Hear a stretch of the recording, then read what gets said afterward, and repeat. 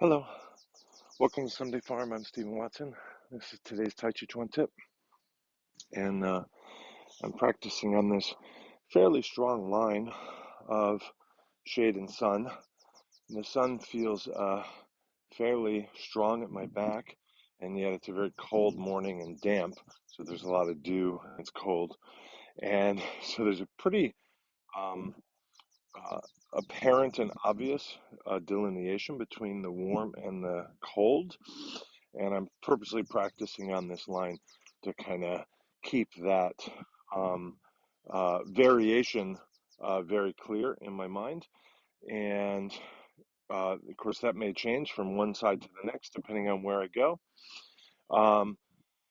But what I'm doing is becoming very aware of the sun, so the yang force on the left and the right sides, or the front and the back, depending on how I turn in my practice.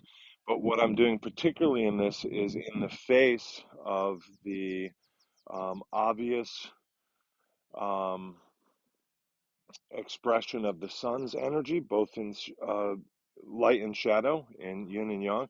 What I'm doing is I'm trying to have my practice uh, continually embrace the moon, continually maintain an awareness of the moon, even though every time I feel the light and the shadow and the very obvious differences, it's very easy to shift my mind to the sun, whether the shadow or the light. And the moon's hanging up in the southern sky now. It's about 60% or so. So that's kind of my focus every time I kind of turn that way, a little bit more reminder of that. So enjoy that.